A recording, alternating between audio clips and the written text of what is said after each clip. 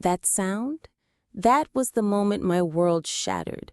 The sickening crack of my brother Trevor's palm connecting with my 6-year-old daughter Lucy's cheek. Her startled, heartbroken cry, and then the worst sound of all, the chilling, dismissive laughter of my own parents. In that split second, under the vaulted ceilings of our family's pretentious lake house, decades of being the invisible scapegoat evaporated. They thought they were untouchable, safe in their cruel little bubble. They forgot one crucial detail, the microphone, the one they insisted on setting up. That microphone didn't just record their legacy, it recorded their downfall. My name is Amelia, and this is how I turned one brutal slap into an earthquake that shattered my toxic family's perfect facade. Growing up a Robinson wasn't about love, it was about knowing your place. Mine, bottom rung, the scapegoat, the one perpetually difficult, perpetually wrong. My brother Trevor, the undisputed golden child. My father, Brian, a corporate shark in a tailored suit, demanded perfection, athletic prowess, academic trophies, and above all, blind obedience. Trevor delivered, mirroring Dad's aggression like a prized reflection. Me? I questioned things. Why the rigid rules? Why the constant criticism? That made me the troublemaker, the disappointment echoing in my mother Evelyn's practiced sighs at family gatherings. Amelia just doesn't understand how to behave properly, not like our Trevor. By 16, I'd built an invisible shell, head down, mouth shut, counting the seconds until freedom. College wasn't just education, it was my lifeline. Meeting Eric freshman year felt like stumbling into sunlight. He saw me, not the Robinson failure, but Amelia, the real me, buried under years of disapproval. His kindness was a balm, his attention a revelation. We married ridiculously young, at 20. Desperate, maybe, but desperate for a family built on something other than conditional approval. My parents attended our simple wedding with smiles tight enough to crack porcelain. Their critiques were veiled daggers, the dress too plain, the vows too sentimental. Trevor, already climbing his corporate ladder at 22, bestowed an absurdly expensive gift and a speech dripping with condescension disguised as brotherly affection. I never thought my little sister would find someone willing to take her on. He'd smirk to uncomfortable chuckles. Good luck, Eric, you'll need it. The message was clear. Even my marriage was a charity case. For a while, I truly believed I had escaped. Our tiny apartment overflowed with a happiness money couldn't buy. I finished my communications degree, juggling part-time work. We weren't rich, but we were us. When Lucy arrived on a rainy Tuesday morning, a perfect 7 pounds and 3 ounces of wide-eyed wonder with Eric's blue eyes and my dark hair, the world felt complete. Cradling her, smelling that newborn sweetness, I made a silent, fierce vow. You will always know you are loved, exactly as you are. You will never shrink yourself to fit someone else's cruel expectations. But cracks appeared when Lucy was 3. Eric grew distant, working late, glued to his phone. The name Olivia flashed on his screen too often. Denials crumbled into a confession, a 6-month affair. Counseling felt like talking to a brick wall. His heart wasn't in us anymore. By Lucy's 4th birthday, I was a single mom. I didn't tell my family the truth. We grew apart, I mumbled, knowing instinctively they'd twist Eric's betrayal into my failure. My mother, of course, proved me right over the phone. Men don't leave happy homes, Amelia. What did you do to push him away? The old script played perfectly. Scapegoat, blamed again. Single motherhood hit harder than I'd imagined. My job as an administrative assistant at Madison Marketing stretched thin, covering rent, daycare, groceries. Pride tasted bitter when I had to swallow it, calling my parents for help with a blown tire, an unexpected doctor's bill, school supplies. Each check arrived wrapped in a lecture. Responsibility, Amelia. Think about your choices. Meanwhile, Trevor's life gleans like a magazine spread. Youngest VP at Oak Lives Financial. Married to Addison, a poised pediatrician from Old Money. Their mech mansion screamed success. Focusing on careers first, Trevor would declare about their lack of children, a subtle dig at my mistake. My parents held them up as the unattainable standard.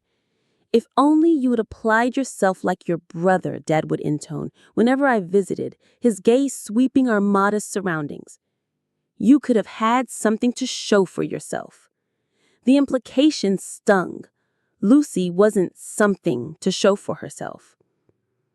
Despite the toxicity, a stubborn hope flickered.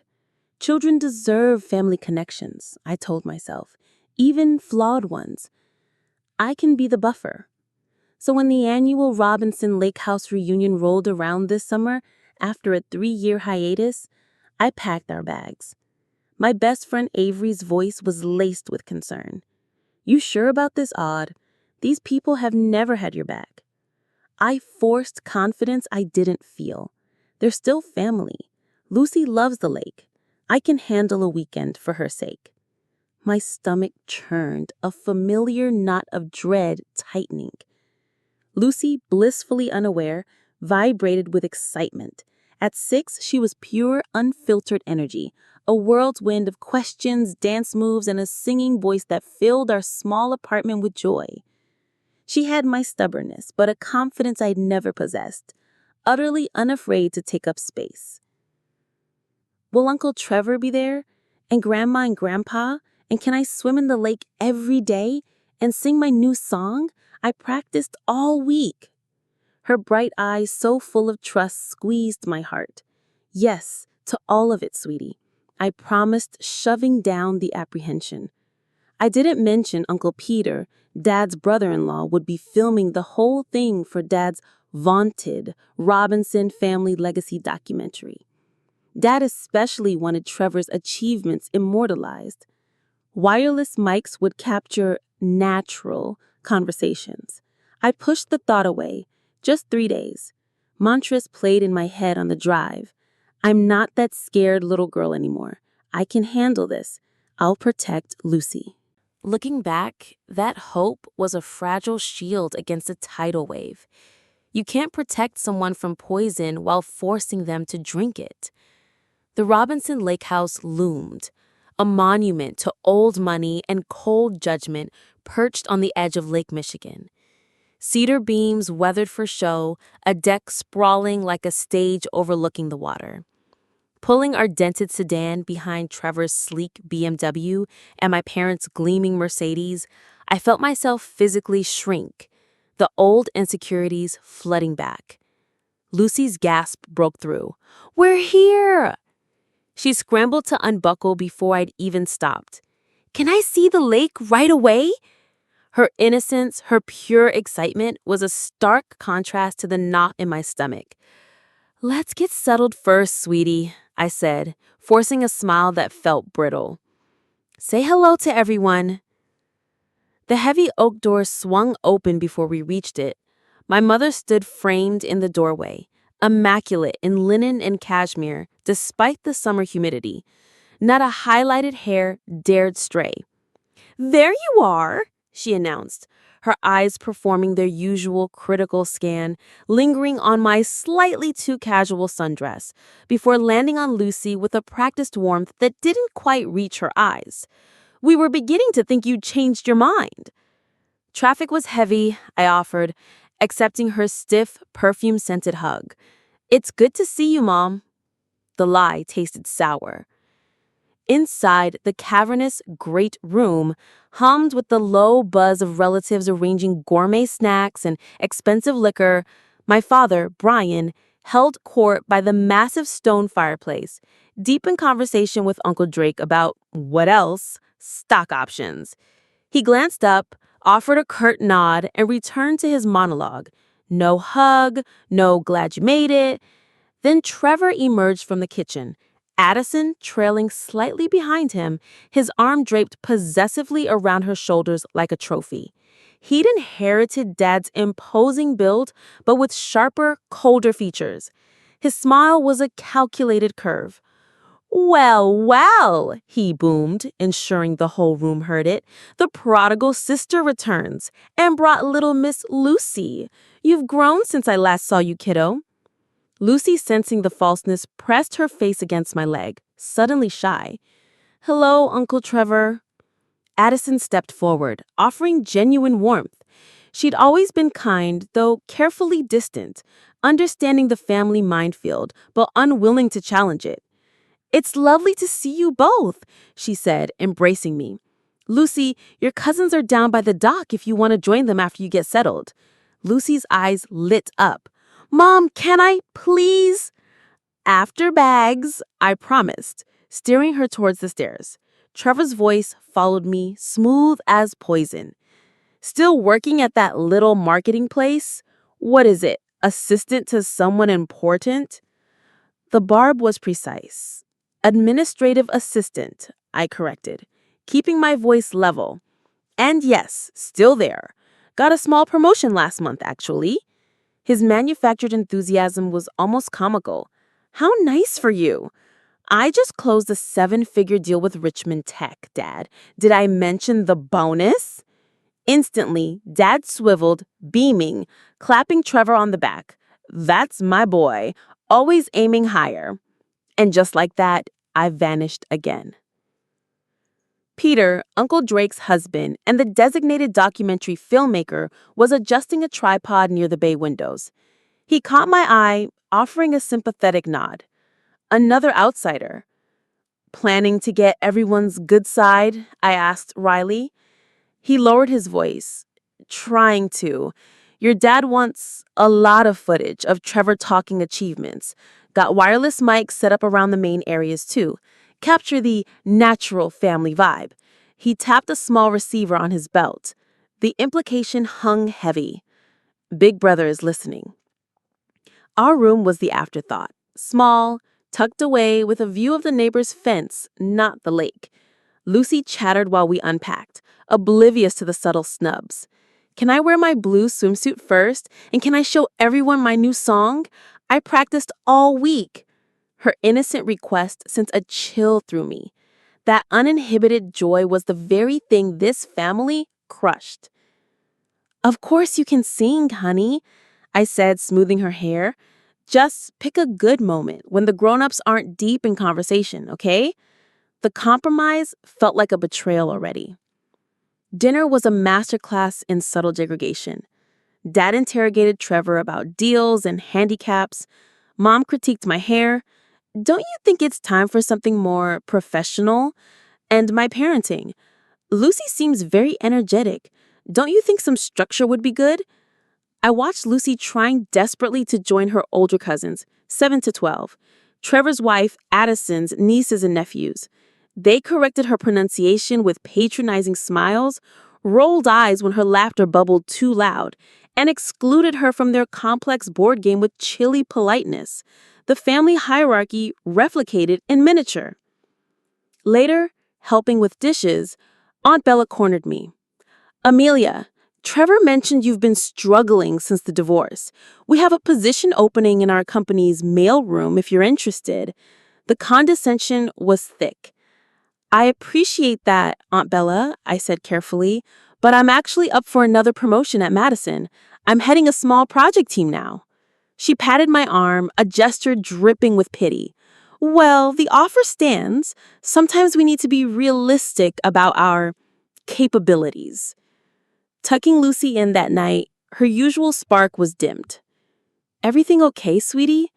She traced the quilt pattern, avoiding my eyes. "Counsel Esther said my singing was annoying, and Uncle Trevor told me girls shouldn't be so loud if they want people to like them." Rage, cold and sharp, sliced through me. The poison was already dripping. "Lucy, listen to me," I said, kneeling beside her bed, my voice fierce. "Your voice is beautiful, and you have every right to be heard." Some people just don't know how to appreciate joy. She looked up, her eyes wide and vulnerable. Grandpa said you were too loud as a kid too, and that's why you always got in trouble. The old wound ripped open. I forced the calm breath. Well, sometimes adults are wrong, Lucy. Even grandparents. Especially these grandparents. Her giggle was a small victory, but as she drifted off, I lay awake. The muffled laughter and clinking glasses downstairs sounded like a predator's celebration. Avery was right. I'd made a terrible mistake. Morning dawned impossibly bright. Lucy bounced back with resilient joy, yesterday's hurts forgotten. "Mom, wake up! Uncle Peter said they're making special waffles in the big room." She was already dressed, vibrating with anticipation. I dragged myself up, the restless night heavy in my bones. 8:17 a.m. Too early. The big room, the pretentiously named Great Hall, was all polished wood, vaulted ceilings, and a wall of windows amplifying every sound. Most of the family was already there, performing their morning rituals. Dad at the head of the massive table, newspaper fortress raised. Mom directing hired caterers. Trevor and Addison deep in conversation with Dad, likely about property portfolios. Distracted nods greeted my good morning. Mom pointedly directed me to the coffee sideboard and Lucy to the children's table by the window. Peter was already adjusting mics discreetly. "Getting the family drama on tape?" I murmured. He gave a tight smile. "Your dad wants authenticity for posterity." The irony was bitter. Breakfast unfolded predictably. Lucy tried to engage her cousins, met with polite dismissal. I made small talk with Aunt Bella about lakefront property values, one eye always on Lucy. She'd finished eating and drifted to the play area, eventually picking up her coloring book. Softly at first, then with growing confidence, she started to sing.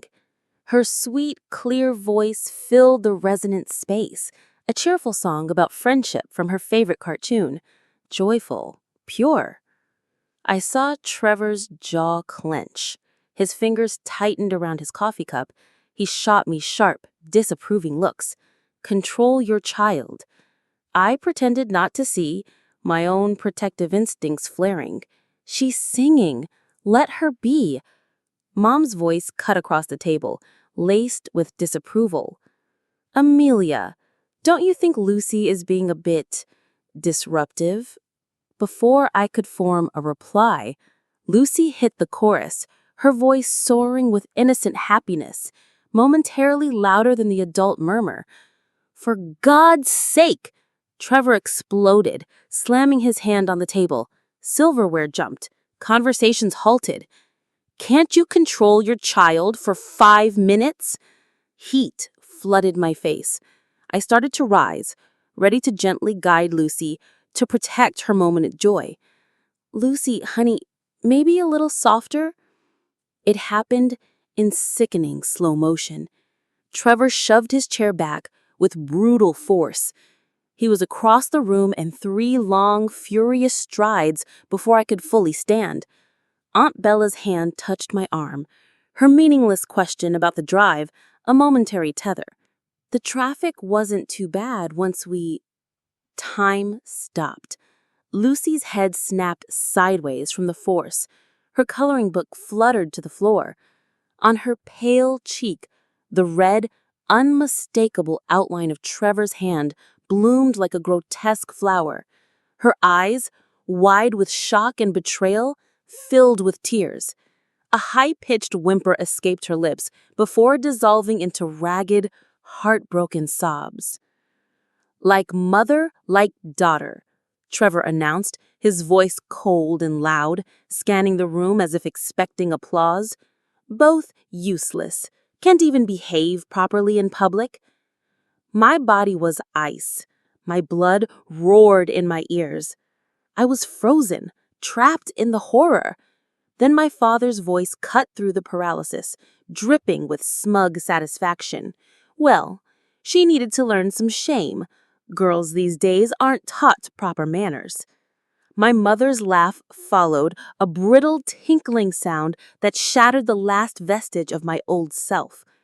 Amelia never did understand the value of a quiet presence.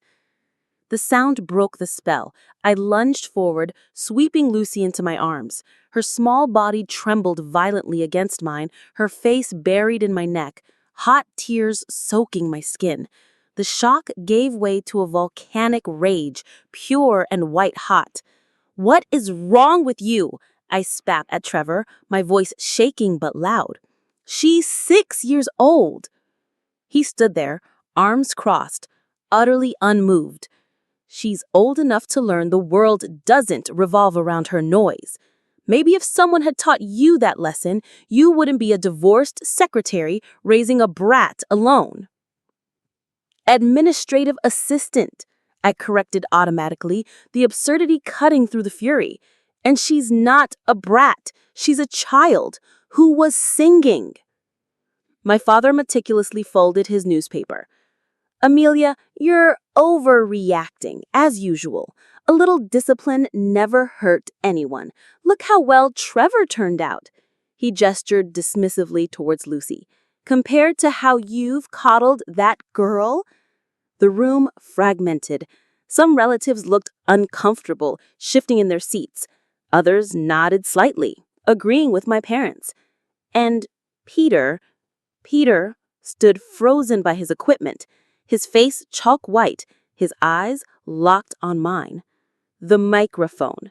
The wireless mic was live. It had captured everything. The slap, the cruel words, the laughter. Irrefutable evidence. Trevor followed my gaze to Peter. A flicker of unease crossed his face. He knew. "You know what?" My voice cut through the tension, surprisingly steady now. I held Lucy tighter, her sobs muffled against me. I looked directly at Trevor, then my parents. "Nobody touches my daughter. Nobody." Mom waved a dismissive hand. "Oh, stop with the dramatics, Amelia. It was hardly a tap. You're embarrassing yourself." "I'm embarrassing myself?" A disbelieving laugh burst from me. "My brother just assaulted a 6-year-old for singing, and I'm the embarrassment?" Trevor took a threatening step forward. "Watch your mouth, Amelia. It was discipline, not assault. Something you clearly know nothing about." I backed towards the stairs, shielding Lucy. "Stay away from us. We're leaving." "Running away again," Trevor called after me, his voice dripping with contempt. "That's all you've ever been good at." I didn't look back. My focus narrowed to the stairs, the hallway, our tiny room. Lucy's ragged breathing, the heat radiating from her bruised cheek. The murmur of conversation resumed downstairs. A chilling return to normalcy. They were moving on. But everything had changed. Trevor hadn't just crossed a line, he'd vaporized it. And thanks to Dad's narcissistic documentary, I held the detonator. In the room, I gently placed Lucy on the bed. Her crying had subsided to hiccuping gasps, but the livid handprint was stark against her skin. I grabbed a washcloth, ran it under cold water, and pressed it gently to her cheek. She flinched. "It hurts, Mommy," she whimpered. Her next words shattered me. "Why did Uncle Trevor hit me? Was I bad?" That question, was I bad? It wasn't just about the slap. It was the seed of shame my family had spent generations planting. It took root in that moment in my innocent daughter's heart. That's when the cold, hard steel of resolve settled deep in my bones. The protective shell I'd built as a girl wasn't enough anymore. I needed armor. I needed a sword. "No, baby," I said, my voice fierce, gathering her close, rocking her. "You were not bad. Not at all. Uncle Trevor was wrong to hit you. Very, very wrong." I pulled back slightly, looking into her tear-filled eyes. "But Grandpa said—" "Grandpa was wrong too. I stated firmly. Nobody should ever hit you, Lucy, especially not for singing. Your voice is beautiful. It's a gift. As she finally drifted into an exhausted sleep, I packed our bags with trembling hands. We had to get out. Now. Before the gaslighting began, before they tried to twist reality to make her doubt her own pain. A soft knock at the door made me freeze. "Who is it?" I called, stepping between Lucy and the door. "It's Peter," came the hushed reply. "Can I talk to you? Alone?" I cracked the door open. "Now isn't a good time, Peter." His face was grim, urgent. "I know. Listen, I got everything. On tape. The slap, what Trevor said, your dad's comments, your mom's laugh, all of it." He glanced down the hall, lowering his voice further. "The wireless mic was live. I can make you a copy before they realize and make me delete it." A cold, clear clarity washed over me. This wasn't just evidence. It was power. The power they never thought the scapegoat could wield. "You do that?" I whispered. He nodded. "What Trevor did was assault, plain and simple. And the others?" He shook his head, disgusted. "I married into this family, Amelia, but I've never seen anything like that. Bella doesn't know I'm here. Meet me by my car in 20 minutes. I'll download the audio to a USB. 20 minutes later, bags packed, Lucy drowsy and clinging to me, we crept downstairs. Mom materialized in the foyer like a disapproving specter. "Where do you think you're going?" she demanded. "Home. Or did you think we'd stay after Trevor assaulted my daughter?" "Don't be ridiculous. It was hardly a tap. You're overreacting as usual." "A tap doesn't leave a handprint, Mom." I shifted Lucy, forcing her to see the vivid red mark still visible on Lucy's pale cheek. For a split second, something like doubt flickered in her eyes. Then it vanished. "Children bruise easily. You're making a scene over nothing." "Nothing?" I laughed, the sound harsh. "Would it be nothing if someone slapped you for talking during breakfast, or if I slapped Trevor for being condescending?" "That's different," she insisted, flustered. "Adults don't need discipline. Neither do children. They need guidance and respect, not violence." Dad appeared, his presence imposing. "Amelia, you're being hysterical. Sit down, have a drink. We can discuss this rationally." "There's nothing to discuss," I said, moving towards the door. "We're leaving." "If you walk out that door," Dad's voice dropped, low and threatening, "don't expect any more financial help. No more bailing you out when you can't make rent." The old threat. The chain that had bound me for years. The fear of poverty, of failing Lucy. It washed over me and then receded. His money was tainted. The price was my daughter's soul. I looked him straight in the eye. "Keep your money, Dad. It's not worth this."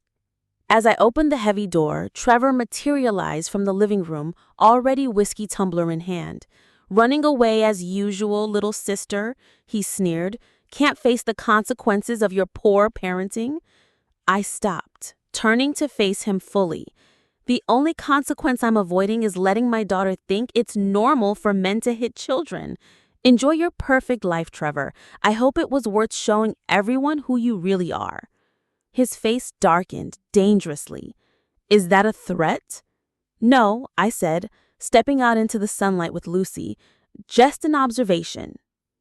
Peter was waiting, partially hidden by pines. He pressed a small USB drive into my hand. The audio was clear as day, Trugger. His slap, his useless comments, your dad saying he needed to learn some shame, your mom laughing, it's all there. Be careful how you use it. They'll know it came from me. "Thank you, Peter," I whispered back, the tiny drive feeling like a live grenade. "I won't implicate you unless I absolutely have to." The drive to Avery's apartment was silent, Lucy asleep in her booster seat.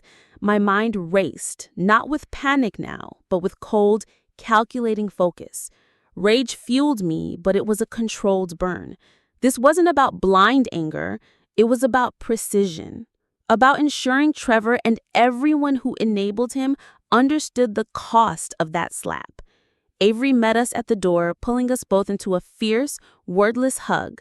Guest room's ready. Stay as long as you need. Safety. Finally, that evening after Lucy was asleep, Avery and I sat at her kitchen table. The USB drive sat between us like an indictment. "Are you sure you want to hear this again?" Avery asked gently. Laptop open. "I need to know exactly what was said, and I need a witness who isn't family." We plugged in the drive. "Trevor, for God's sakes, can't you control your child for 5 minutes?" Footsteps. Lucy singing softly. Crack of the slap. Lucy's sharp gasp, then wail. Trevor, like mother like daughter, both useless, can't even behave properly in public. Brian, smirk audible. Well, she needed to learn some shame. Girls these days aren't taught proper manners. Evelyn, light laugh. Amelia never did understand the value of a quiet presence. Amelia, what is wrong with you? She's 6 years old. Trevor, she's old enough to learn the world doesn't revolve around her noise. Maybe if someone had taught you that lesson, you wouldn't be a divorced secretary raising a brat alone.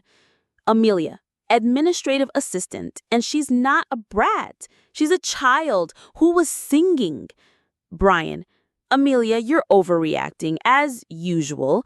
A little discipline never hurt anyone. Look how well Trevor turned out compared to how you coddled that girl. Jesus, Avery breathed, her face pale. I knew your family was toxic, but this is monstrous.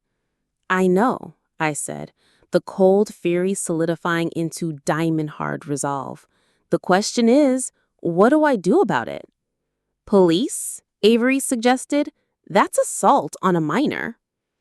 I agreed, but you know how it goes. Without this recording, my word against theirs, they'd paint me as the unstable single mom trying to extort the successful brother. The DA might not even press charges, and even if they did, it would drag Lucy through hell. So what then? Avery asked, frustration in her voice. Let them get away with it? No, I said slowly, a plan crystallizing.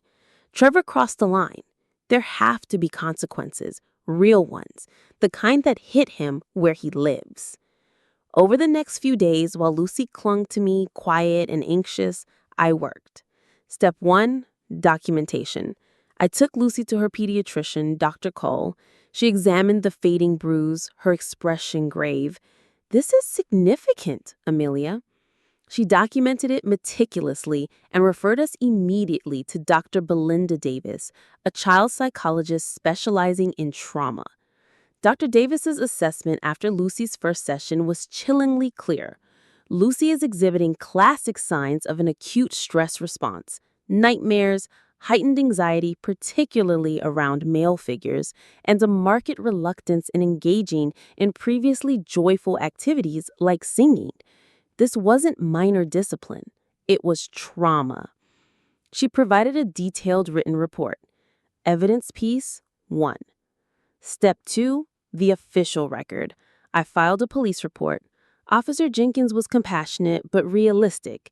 Without visible, lasting injury or independent witnesses willing to come forward immediately, prosecution is tough. Family discipline is a gray area.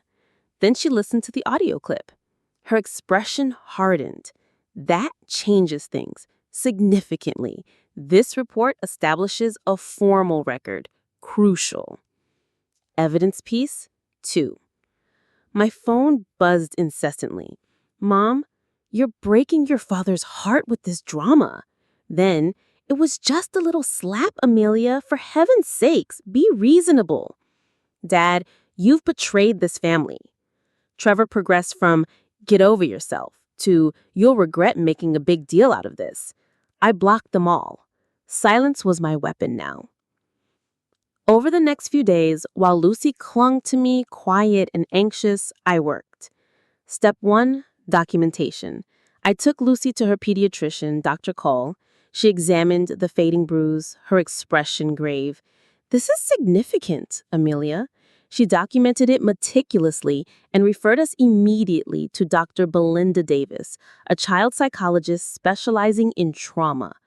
Dr. Davis's assessment after Lucy's first session was chillingly clear. Lucy is exhibiting classic signs of an acute stress response: nightmares, heightened anxiety, particularly around male figures, and a marked reluctance in engaging in previously joyful activities like singing. This wasn't minor discipline, it was trauma. She provided a detailed written report. Evidence piece 1. Step 2, the official record. I filed a police report. Officer Jenkins was compassionate but realistic. Without visible, lasting injury or independent witnesses willing to come forward immediately, prosecution is tough. Family discipline is a gray area. Then she listened to the audio clip. Her expression hardened. That changes things significantly. This report establishes a formal record. Crucial. My phone buzzed incessantly. Mom, you're breaking your father's heart with this drama. Then, it was just a little slap, Amelia, for heaven's sakes. Be reasonable. Dad, you've betrayed this family. Trevor progressed from get over yourself to you'll regret making a big deal out of this. I blocked them all. Silence was my weapon now. I researched Trevor's world. His gleaming VP title at Oak Lives Financial came with the strict, highly publicized morality clause. His bio boasted about serving on the board of the Children's Future Foundation and mentoring at-risk youth through the Southlake Business Leaders Program. The hypocrisy was staggering. My target wasn't a lawsuit. It was annihilation of his carefully curated image. Accountability delivered with surgical precision. The tipping point came 3 nights after the lake house. Lucy woke screaming, drenched in sweats. Uncle Trevor was chasing me, she sobbed, clinging to me.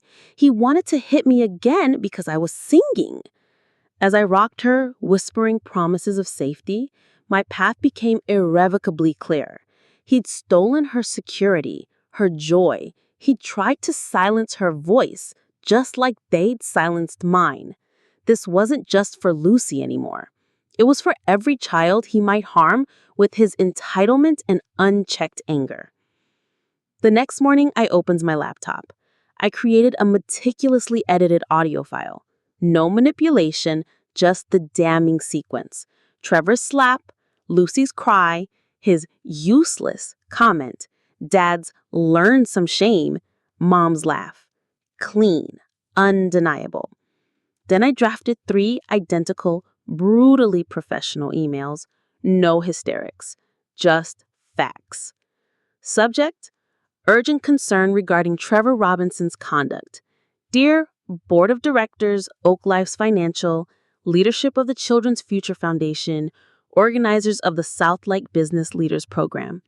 It is with profound regret and a deep sense of ethical obligation that I bring the attached audio recording to your attention. It captures an incident involving Trevor Robinson on date at a private family gathering. The recording documents Mr. Robinson striking my 6-year-old daughter across the face for singing, followed by derogatory comments about her and myself, and endorsements of this physical discipline as necessary and shame-inducing from other adults present. Given Mr. Robinson's position of trust and influence within your esteemed organization, particularly involving children or youth for CFF and Southlake, and Oak Lives Financial's public commitment to ethical conduct and family values, I felt compelled to share this evidence of his judgment and character. I request strict confidentiality regarding my identity as the source due to concerns for my daughter's privacy and well-being. This communication is solely for your internal review and appropriate action. Sincerely, a concerned citizen and parent. Audio file attached. My finger hovered over the send button for the 3rd email. Avery watched, wide-eyed. Odd. Are you absolutely sure? There's no going back. I thought of Lucy's tear-streaked face, her whispered, "Was I bad?" I thought of Trevor's smug cruelty, my parents' laughter. I've never been more sure, I said, my voice calm. Trevor made his choice when he hit a child for singing. These are simply the consequences. I clicked send. The detonation was immediate. Within hours, my phone erupted, blocked numbers finding ways through.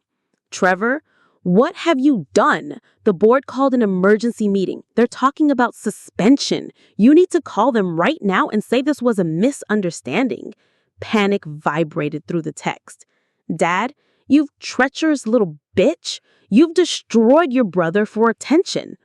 Mom, please call us. We can fix this together. Desperation now. I blocked every new number. Peter called, voice hushed. Amelia, he's losing it at your parents' house. They know I recorded it, but not that I gave you a copy. Trevor's ranting about suing you for defamation. Let him try, I replied, a cold satisfaction settling in. Truth is an absolute defense. I only shared his words, his actions. Your parents are telling everyone you're unstable, jealous, that this is about the divorce and money. Of course they are, I said, a grim smile touching my lips. It's easier than admitting their golden boy assaults children. The professional dominoes fell fast. By the next day, Oak Lives Financial placed Trevor on administrative leave pending a thorough internal investigation. The Children's Future Foundation issued a terse statement. Mr. Robinson has been removed from our board of directors effective immediately following serious concerns brought to our attention. We maintain a zero-tolerance policy regarding child welfare. The South Lake program mutually agreed to pause his mentorship involvement. The news, carefully leaked through professional networks, spread like wildfire in his social circle. Dinner invitations evaporated. Golf games were rescheduled. An unexpected call came from a number I didn't recognize. Amelia? It's Addison. Her voice sounded strained, exhausted. We met at a neutral coffee shop. The poised pediatrician was gone. She looked haunted, dark circles under red-rimmed eyes. I heard the recording, she said without preamble. Peter played it for Bella. She called me, hysterical. I need to know, was this the first time? With Lucy? Yes, I confirmed. But his temper, it's always been there, usually aimed at me. She nodded, twisting her wedding ring. He has a temper at home, too. Never physical before, but... She looked down. The way he spoke to Lucy and you, called you both useless, I've heard that tone. Directed at me. A chilling realization dawned. Addison, are you okay? Tears welled in her eyes. I don't know anymore. When the suspension hit, he threw a glass across the kitchen, shattered it, said it was my fault for not defending him to my father. Her father knew an Oak Lives director. I told him I'm staying with my sister. He needs help, serious help. As we parted, she squeezed my hand. You didn't hurt me, Amelia. Trevor did. And maybe I needed to see who he really is. Then a text from my boss, Grace. Just got a very strange call from a Trevor Robinson. Claimed he was a potential reference, asking detailed questions about your employment history and stability. Didn't share anything. Everything okay? My blood ran cold. Trevor was digging for dirt, ammunition for a smear campaign. I called Grace immediately, explaining briefly and sending her the audio clip as context. Her response was swift and fiercely supportive. That's horrific, Amelia. Take whatever time you need for Lucy. Your job is secure. If they contact anyone here again, HR and legal will handle it. Consider it handled. One less weapon in his arsenal. Community response surprised me. Word spread. Through Lucy's school parents, neighbors, Avery's network, messages of support flooded in. We heard what happened. Are you okay? How's Lucy? Many shared their own stories of family abuse disguised as discipline. A network of survivors formed around us, offering practical help, meals, childcare, and the invaluable solidarity of being believed. Trevor's attempts to paint me as unstable and jealous via mutual contacts largely backfired. Once people heard the unedited audio, which did inevitably leak further, his credibility evaporated. Peter called again. "Amelia, I thought you should know. Several other family members, Aunt Sophia, Cousin Jake, they've approached me, said they've seen Trevor be physically aggressive with his nieces and nephews before. Shoving, rough discipline. They were too scared of your parents to speak up, but they support you now." The revelation was sickening, but empowering. This wasn't just about Lucy. It was a generational pattern I was breaking. 6 weeks after the slap, my grandmother, Elizabeth, the formidable family matriarch at 87, summoned us. "This has gone far enough." Her voice brooked no argument. "I want both sides, Sunday, 2 p.m. I consulted Dr. Davis. "Absolutely do not bring Lucy," she advised firmly. "This is adult conflict. She shouldn't be exposed." Avery kept Lucy safe. Walking into Grandma Elizabeth's grand old Victorian felt like entering a courtroom. The air crackled with tension. My parents sat rigidly on a velvet sofa, Mom's composure brittle, Dad radiating icy fury. Trevor stood near the fireplace, looking haggard and defensive. Addison sat apart, her expression resolute. Aunts, uncles, cousins filled the room, the usual chatter absent, replaced by a heavy silence. Grandma Elizabeth entered last, leaning on her cane but radiating undeniable authority. "I've lived through 5 generations of Robinsons, and I've never been more ashamed." Dad started to protest. "Mother, if you just hear—" "Be quiet, Brian. I may be old, but I'm not senile. Peter was good enough to share the recording with me. I heard exactly what happened." She turned her piercing gaze on Trevor. "You struck a child, a 6-year-old girl, for singing. Then you insulted her mother. Your behavior was vile, inexcusable." Trevor flushed. "It wasn't that hard. Everyone's overreacting." "Silence!" Grandma's cane tapped sharply. "When a grown man hits a child, the force is irrelevant. It's the betrayal, the abuse of power." She wheeled on my parents. "And you two encouraged it, laughed at it, dismissed it. Evelyn, I raised your husband. I know exactly where Trevor learned this cruelty." Dad paled visibly. "Brian was disciplined harshly by his father, too harshly. I regret every day I didn't stop it. I won't make that mistake again." She turned to me. "Amelia, you did what I should have done decades ago.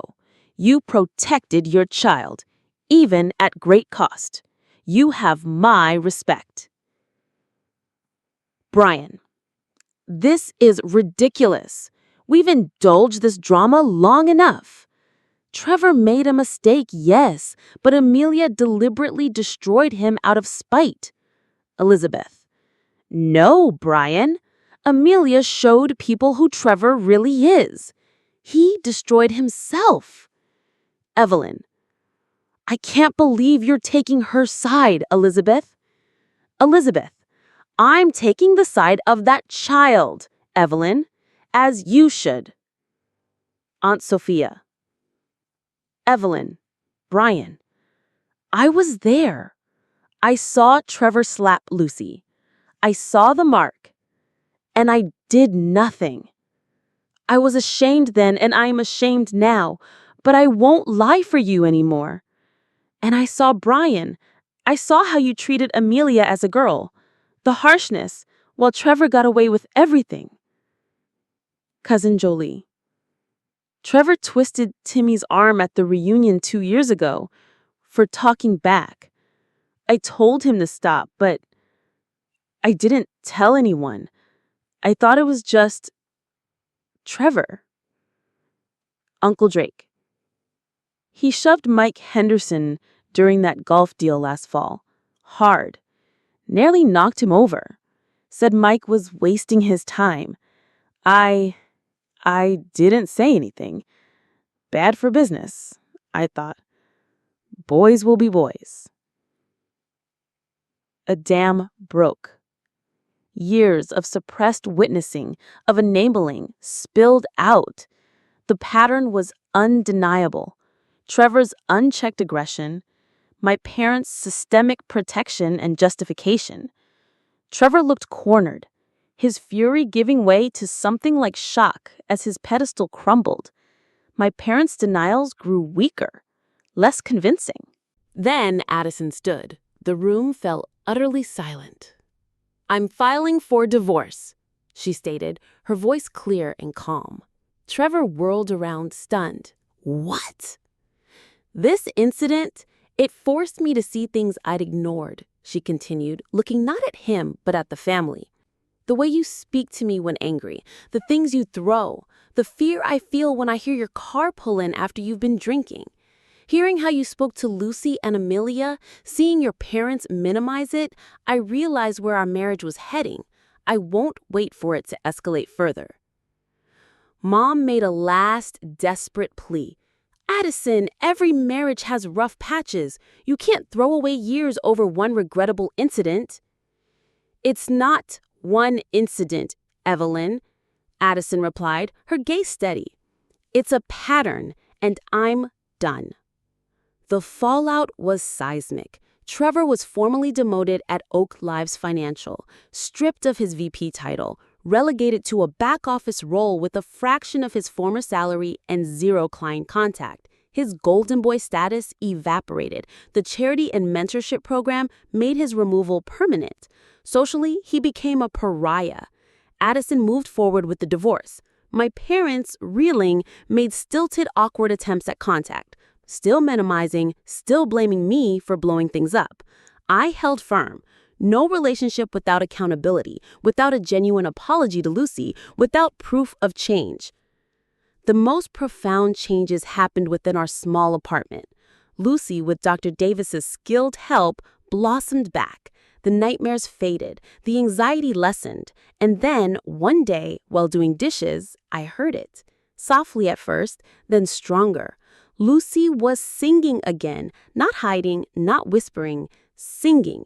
It was the most beautiful sound I'd ever heard. 6 months later, in my apartment, a small gathering, Avery, Peter and his kids, Addison, a few supportive colleagues and friends. Lucy stands by the window, sunlight on her face. I watch with pride. Lucy: "Mom, can I sing the song now? I practice with Miss Joanna at choir." Amelia, smiling: "Are you sure you want to, sweetheart?" Lucy, nodding firmly: "Yes, I'm not scared anymore." Amelia calls for quiet. Lucy takes a breath, then sings. A simple song about courage and finding your voice. Her voice is clear, strong, joyful, filling the room. When she finishes, applause erupts. My mother, who had hesitantly come at Grandma Elizabeth's urging, dabs her eyes. Evelyn, to Amelia, softly: "She has a beautiful voice." Amelia, quietly, firmly: "Yes, she does. You should have said something that day." Evelyn looks down: "I know, I should have." Amelia: "What matters now is what we all say and do going forward." That night, tucking Lucy in, her face peaceful, I finally felt it. Not just relief, but a deep, hard-won peace. The past 7 months had been a crucible.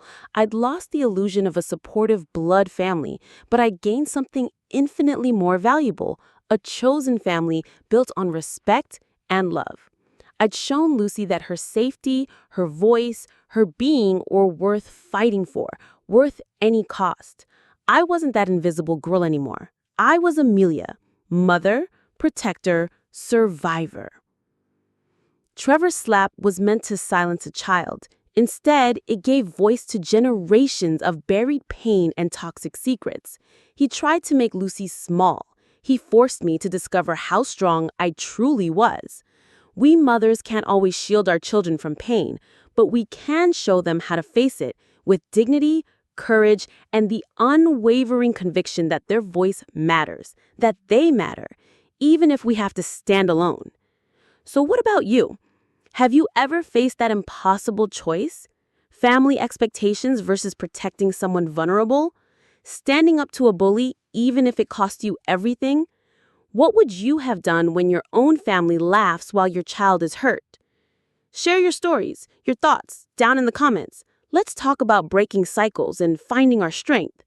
If this story of betrayal, justice, and a mother's fierce love resonated with you, if you believe in protecting the vulnerable and holding bullies accountable, please give this video a thumbs up. It means more than you know. And subscribe to the channel. We share powerful true stories like this every week. Stories about finding your voice, standing your ground, and the incredible power of a mother's love. Remember, you deserve to be heard. You deserve to take up space. You deserve to use your voice without shame, just like Lucy finally learned to do. Thanks for listening. Stay strong.